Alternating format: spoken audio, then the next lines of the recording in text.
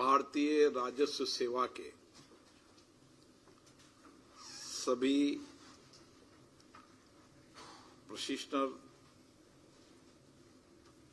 अधिकारीगण, आप सबका मैं संसद में हार्दिक अभिनंदन करता हूं, स्वागत करता हूं। आप सब अपनी कड़ी मेहनत, कठिन परिश्रम, देश सेवा, राष्ट्र सेवा के लिए इस महत्वपूर्ण सेवा के अंदर आप अपनी सेवाएं देंगे।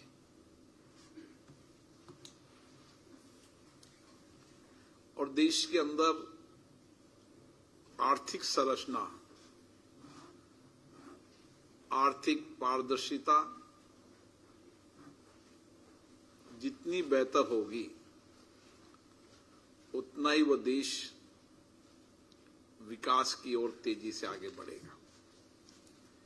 इसलिए आपका बहुत बड़ा योगदान इस देश के लिए है। एक लंबे समय तक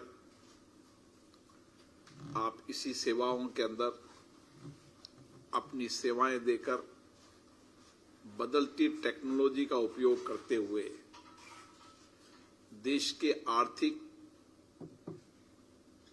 प्रबंधन को और बेहतर बनाने का काम करेंगे। मैं पिछले दिनों से जब भी यूपीएससी से एग्जाम के बाद प्रशिक्षण प्राप्त करने वाले सभी लोगों से मेरा मिलना होता है, मैंने एक परिवर्तन देखा है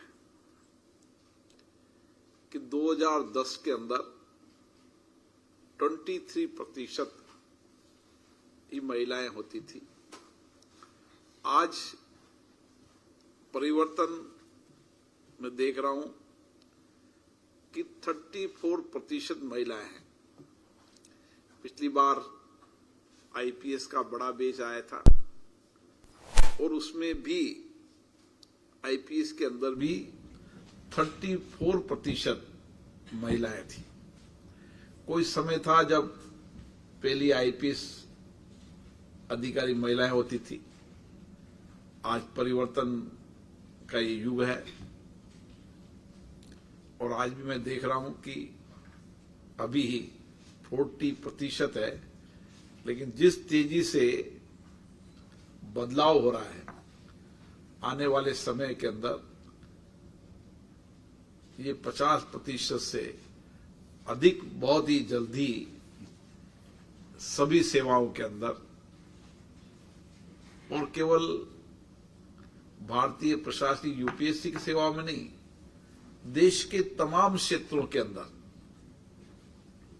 छोटी छोटी सेवाओं के अंदर भी मैं महिलाओं की जो भागीदारी देख रहा हूं, क्योंकि उनका टैलेंट, उनकी बुद्धिमत्ता, उनका आत्मविश्वास, उनकी संवेदना निश्चित रूप से जब भारत की 50% आबादी भी देश के विकास में अपना योगदान और तेजी से बढ़ेगा, तो निश्चित रूप से हमारा देश और दुनिया से तेजी से बढ़ेगा।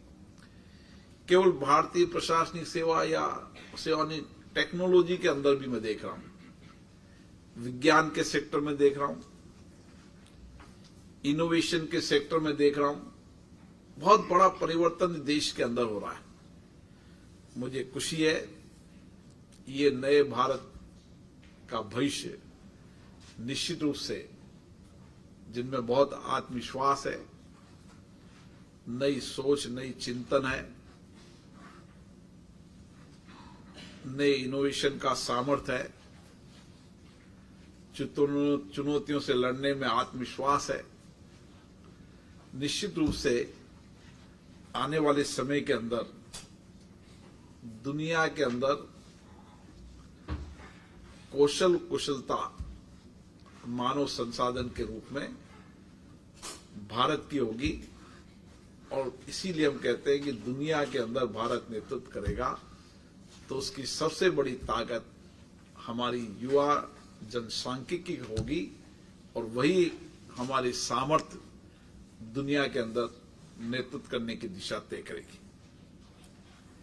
क्योंकि आप एक महत्वपूर्ण सेवा के अंदर अपनी सेवाएं देने के लिए प्रशिक्षण प्राप्त कर रहे हैं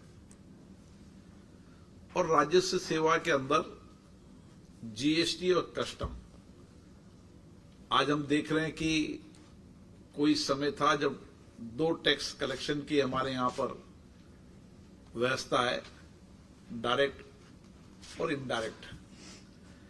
पहले डायरेक्ट टैक्स कलेक्शन का हिस्सा 70% होता था, लेकिन अब समय बदल गया है।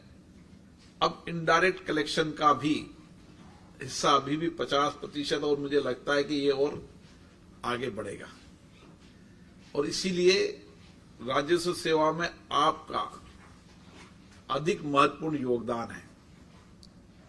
अभी हमने इसी संसद के अंदर जीएसटी का एक देश एक टैक्स, हमारे प्रधानमंत्री जी ने नए इनोवेशन, बहुत सारे इनोवेशन किए। इसमें आर्थिक बदलाव में ये इनोवेशन, ये सोच, ये चिंतन भी बहुत बड़ा था कि हम देश के अंदर एक टैक्स प्रणाली को लागू करें। केवल इनकम टैक्स तो शुरू से एक टैक्स प्रणाली थी, अब जीएसटी के अलावा भी जितनी भी टैक्स प्रणाली है उस टैक्स प्रणाली में एक रूपता हो, ताकि कानून बनाते समय पारदर्शिता होगी।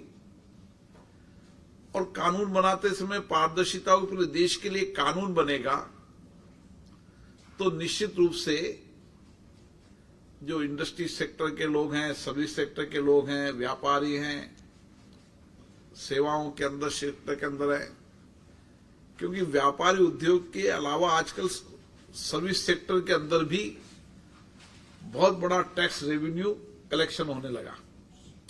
और आपको पता होगा पूरी दुनिया के अंदर कई देश तो पर्यटन, अन्य सेवाओं के माध्यम से ही उनका सारा आर्थिक तंत्र चलता है। भारत ने भी इस दिशा की ओर तेजी से कदम बढ़ाए हैं और उस समय हमारा कार्य बहुत महत्वपूर्ण हो जाता है कि हम किस तरीके से जितनी पारदर्शिता हमारे सिस्टम में लाएंगे, जितनी जो टैक्स पेयर है उस टैक्स पेयर को लगना चाहिए कि अधिकारियों मेरे संबंध केवल राजस्व लेने का नहीं है। हमारे कानून में भी पारदर्शिता आई है तो कानून की उनकी जानकारी भी उनको हो और समय समय पर हमारा उनके बीच में संवाद भी चलता रहे, चर्चा चलती रहे। जितना हम उनसे फ्रेंडली संबंध बनेंगे उतना ही वो व्यापार, इंडस्ट्री, सर्विस सेक्टर के अंदर अपने कार्य का विस्तार करेंगे। और इसीलिए सरकार ने भी समय समय पर बहुत सारे टैक्स रिफॉर्म लाने का काम शुरू किया है। टैक्स रिफॉर्म लाना चाहते हैं, पारदर्शिता लाना चाहते हैं, कानूनों का बोझ कम करने का प्रयास किए जा रहे हैं। जो कानून अनुपयोगी हो चुके हैं उनको समाप्त करने की प्रक्रिया शुरू की है और जितने कानून बड़े हैं उन कानून को छोटा करने के लिए पहले इनकम टैक्स में रिफॉर्म लाए। सारे टैक्स रिजिम में ही एक बहुत बड़ा परिवर्तन सरकार लाना चाहती है और ये सब संसद के अंदर के कानून बनते हैं और कानून बनते समय जो डिबेट होती है, चर्चा होती है, उसको भी आपको समझना पड़ेगा, अध्ययन करना पड़ेगा। क्योंकि कार्यपालिका का काम भी जो सरकार ने फैसले किए, निर्णय किए, उसको एग्जीक्यूट करने का है। अगर हमारे में कानून की समझ ज्यादा बेहतर होगी क्या उद्देश्य था इस कानून लाने का और क्या एग्जीक्यूट करने का उद्देश्य हमारा है, उसकी जितनी पारदर्शिता होगी उतना ही आर्थिक तंत्र जवाबदेही का भी होगा और पारदर्शिता की भी होगी और ईमानदारी से काम भी होगा। मेरा मानना है कि आप इस संसद के अंदर जब प्रशिक्षण लेने आए तो जितने भी 1947 से लेकर अभी तक और उसके पहले के कानूनों को सबको अध्ययन करने की आवश्यकता होनी चाहिए। एक अधिकारी को जो कुछ भी कानूनों में परिवर्तन हुआ है, टैक्स सिस्टम में जब जब भी बदलाव हुआ है, उस बदलाव का कारण उन देश के अंदर उन लोगों की अपेक्षाएं हैं, आकांक्षाएं हैं जो व्यापार, उद्योग, सर्विस सेक्टर को बढ़ाना चाहते हैं और सरकार जवाबदेही, पारदर्शिता के साथ अधिकतम टैक्स देने वाले उनके साथ एक ऐसा व्यवहार करना चाहती है ताकि उनको लगे कि ये जो टैक्स वसूला जा रहा है, जो रेवेन्यू वसूली जा रही है, वो कल्याण के लिए भी आ रही है और मेरा भी इसमें कंट्रीब्यूशन होना चाहिए। हम कभी भी टैक्स आतंक से टैक्स वसूल करने की प्रक्रिया को देश में लागू नहीं करना चाहते। स्वच्छता से उसका भी देश के अंदर योगदान हो और इसके लिए जितने कानून का बोझ कम करना है, उसके कानून के बोझ को उतना कम करने के लिए बहुत गंभीरता से प्रयास किए जा रहे हैं। इस 10 साल में आप बहुत बड़ा परिवर्तन देखें और आने वाला समय तो बहुत बड़ा परिवर्तन का समय है। और क्योंकि आप भविष्य के इस विभाग के अधिकारी हो, इसलिए हमारी नई पीढ़ी जो अध्ययन, शिक्षण, प्रशिक्षण, नए इनोवेशन करती रहती है, जो टेक्नोलॉजी फ्रेंडली है, क्योंकि अब सारा काम टेक्नोलॉजी पे हो रहा है, एआई पे भी हो रहा है, डेटा एनालिटिक पे भी बड़ा काम हो रहा है। और मुझे खुशी है कि मैं लगातार सारी प्रशासनिक सेवाओं के अंदर देख रहा हूं, इंजीनियरों की नौजवान जो इंजीनियरिंग बैकग्राउंड के हैं, वह यूपीएससी में संख्या 30 से 35% से अभाव है। यहां भी 43%, 55% इंजीनियर बैकग्राउंड के हुआ।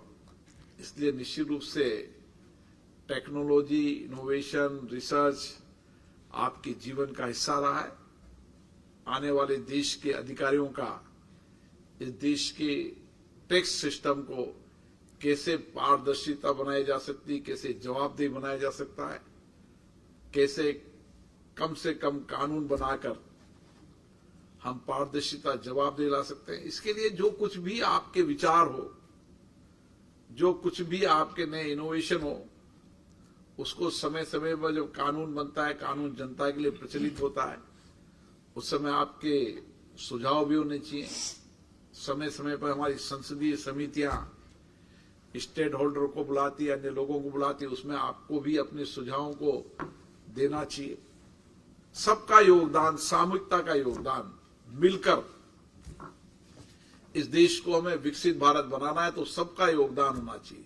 जो जिस क्षेत्र में काम कर रहा है, कठिन परिश्रम से, कड़ी मेहनत से, आत्मविश्वास से, हम सब मिलकर हमारे देश को विकसित भारत बनाएंगे।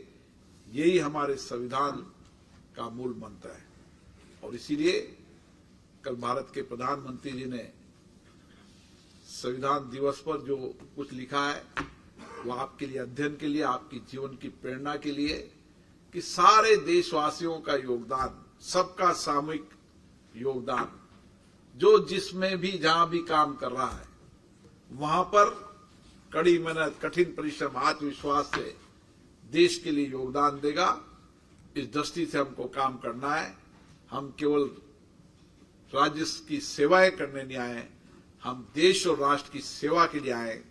ये मन में हमारे विचार होना चाहिए और ये मन में विचार होगा कि मैं देश और राष्ट्र की सेवा करने आया हूं। मेरे देश को दुनिया के अंदर आर्थिक रूप से सबसे आगे ले जाने में मेरा भी योगदान होगा तो निश्चित रूप से आपकी सेवाएं, आपका विचार, आपका काम करने का तरीका में निश्चित बदलाव होगा। आप सब यहाँ पर आए, आप सबको बहुत बहुत धन्यवाद। जय हिंद।